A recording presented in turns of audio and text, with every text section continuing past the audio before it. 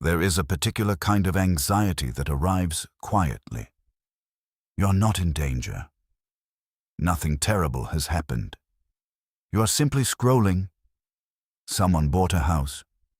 Someone got married. Someone moved abroad. Someone launched a business. Someone looks impossibly calm in a kitchen that costs more than your nervous system can currently process. And suddenly, your own life feels late. Not bad, exactly. Late. As if everyone else received a schedule you somehow missed. By 30, you should have this. By 25, you should know that. By 40, you should be established. By now, you should be further ahead. But ahead of what? That is the strange question, because most people who feel behind are not actually failing.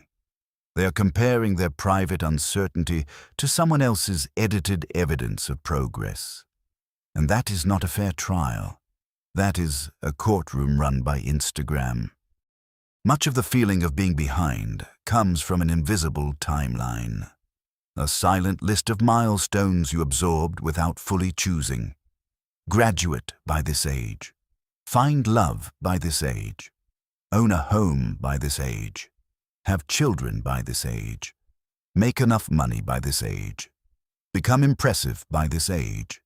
Be healed, attractive, successful, emotionally regulated, financially literate, well-read, socially graceful, and preferably drinking enough water. A modest request from civilization. The problem is that these timelines often come from other people's lives, other generations, other economies, other cultures, and other expectations. Your parents may have entered adulthood in a completely different financial world. Your grandparents may have built stability when housing, work, marriage, and community followed different patterns. And yet many people still judge themselves by clocks that no longer describe reality. The old map says you should have arrived, but the roads have changed. So perhaps the problem is not that you are behind. Perhaps the problem is that you are measuring yourself against a timeline that was never designed for your life.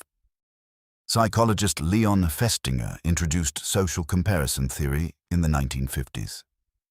The idea is simple.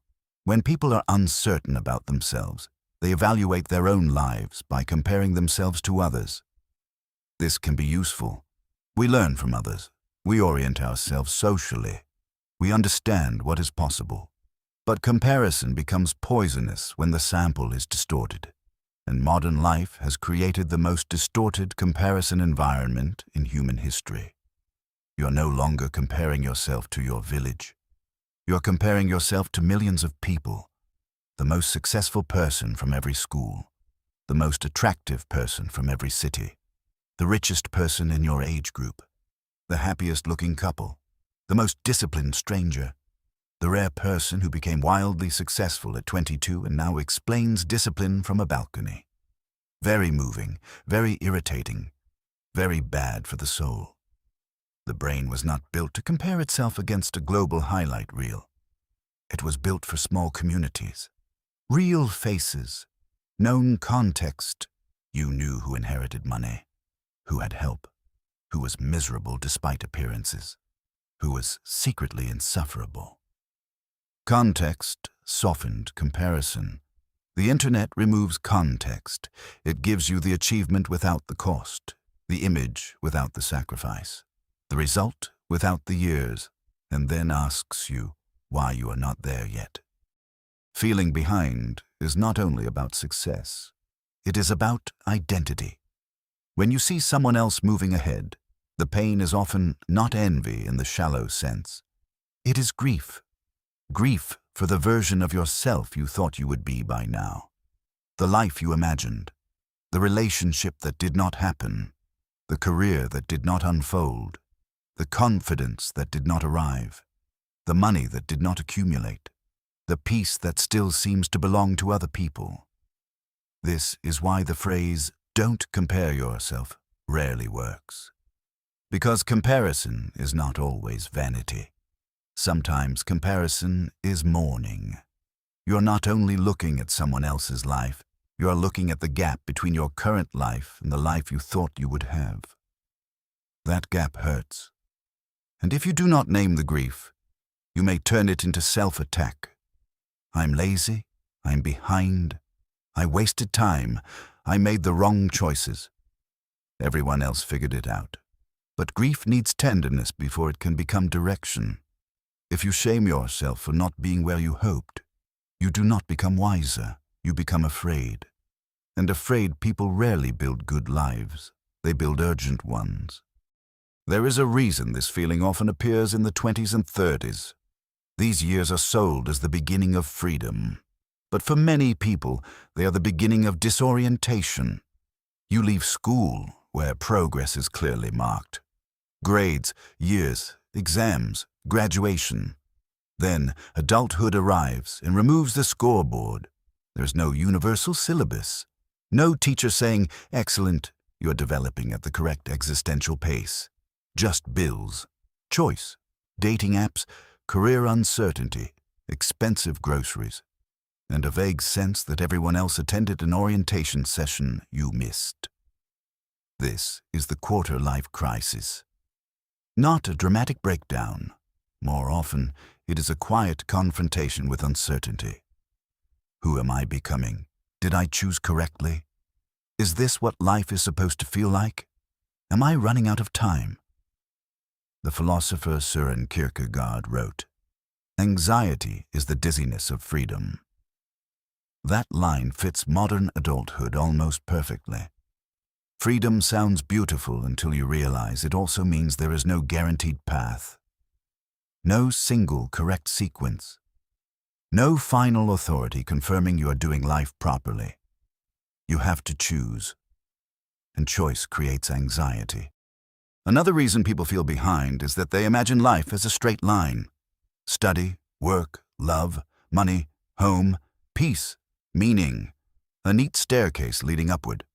But most lives do not move like that. Most lives loop, collapse, restart, detour, pause, begin again.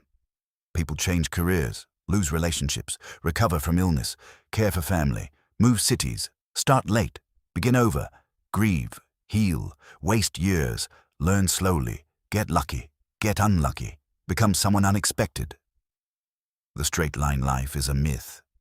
A useful myth for resumes, perhaps, but not for actual human beings. Real life is seasonal. There are periods of growth, periods of loss, periods where nothing visible happens because something invisible is being rebuilt. Roots do not look productive, but without them, nothing holds. This is where comparison becomes especially cruel. You may be comparing your winter to someone else's harvest, and then concluding that you are barren. No, you are in a different season. Feeling behind creates time pressure, and time pressure changes behavior. When people feel they are running out of time, they often make more reactive decisions. They rush into relationships, stay in bad jobs, overspend to look established, force clarity before it is ready, choose status over alignment. Panic makes poor counsel. Neuroscience tells us that stress narrows attention when the brain perceives threat. It becomes less flexible and more focused on immediate relief. That is useful if you need to escape danger. Less useful if you're trying to decide the shape of your life. A panicked mind does not ask, "What is meaningful?" It asks, "How do I stop feeling behind right now?" And that question can lead people into lives that look successful from the outside but feel hollow from within. This is why slowing down is not laziness. Sometimes it is the only way to hear the truth underneath the panic. The first solution is to change what you measure. Most people measure visible outcomes: money, relationship status, career title, house, body, lifestyle, recognition. But these are not the only signs of progress. Ask better questions. Am I more honest than I used to be? Do I recover faster from disappointment? Do I abandon myself less? Do I know what drains me? Do I know what matters to me? Do I choose better people? Do I trust myself more? Do I have fewer performances and more real moments? This is not cope. It is a more complete accounting. External progress matters, money matters, stability matters, love matters. But if those things arrive while you remain disconnected from yourself, you will not feel ahead. You will feel decorated. And decoration is not the same as a life. Second, reduce comparison exposure. Do not pretend you can consume endless images of other people's milestones and remain psychologically untouched. You are not a marble statue. You are a mammal with Wi-Fi. Curate your inputs. Mute people who make your life feel small. Not because they are bad, because your attention is not public property. Stop following accounts that turn your nervous system into a courtroom. Create boundaries around social media when you are tired, lonely, or uncertain. Those are the exact moments when comparison becomes most toxic. If you must compare, compare in full context. Ask, what did this person sacrifice? What support did they have? What do I not know? Would I actually want their life, or only the visible reward? Often, we do not envy lives. We envy images. And images are notoriously poor habitats. Third, build a timeline that actually belongs to you. Write down the milestones you believe you should have reached. Then ask, who taught me this? Do I still agree? Does this fit my values? Does this fit my circumstances? Does this fit the world I actually live in? Some expectations will remain. Others will fall apart under inspection. Good. Not every inherited pressure deserves loyalty. Then choose one direction, not one fantasy. A direction is, I want more stability. I want healthier love. I want meaningful work. I want a calmer body. I want financial skill. I want deeper friendships. A fantasy is, by this exact age, everything must look impressive. Directions are humane. Fantasies are tyrants with good lighting. Build toward directions. Release the fantasy schedule. Fourth, use envy intelligently. Envy is often treated as shameful. But envy can be data. If you envy someone's discipline, perhaps you want self-respect. If you envy their relationship, perhaps you want intimacy. If you envy their career, perhaps you want creative agency. If you envy their calm, perhaps you want peace more than achievement. The question is not, how do I stop envying this? The question is, what is this envy revealing about a neglected desire? Once you identify the desire, take one concrete step. Not a dramatic life overhaul. One step. Send the application. Save the money. Start the course. Have the conversation. Take the walk. Make the thing. Your life changes less through comparison than through repeated, quiet acts of alignment. Annoyingly unglamorous. Deeply effective. Fifth, extend your time horizon. Feeling behind often comes from treating the present moment as the final verdict. It is not. You're seeing one chapter and calling it the book. Many people bloom late. Some lives require longer preparation.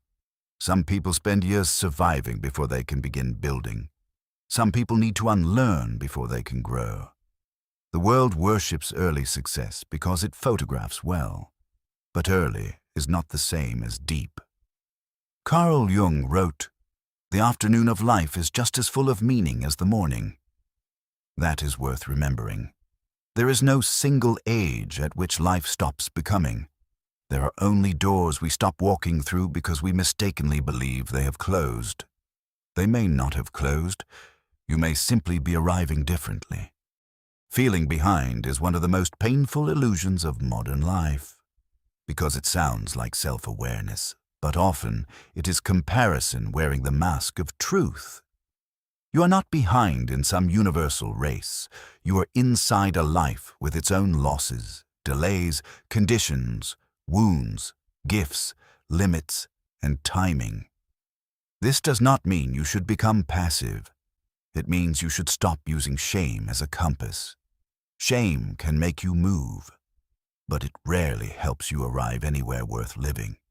So ask yourself, what would I build if I stopped trying to prove I was not late? What would I choose if nobody were watching?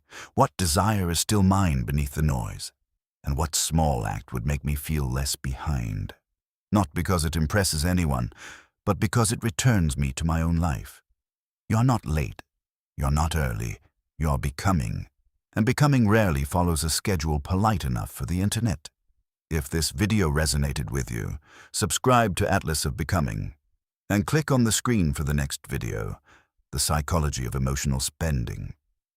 Because the feeling of being behind does not only shape our self-worth, it also shapes how we spend, what we chase, and why we sometimes buy things not because we need them, but because we are trying to feel like we are finally catching up.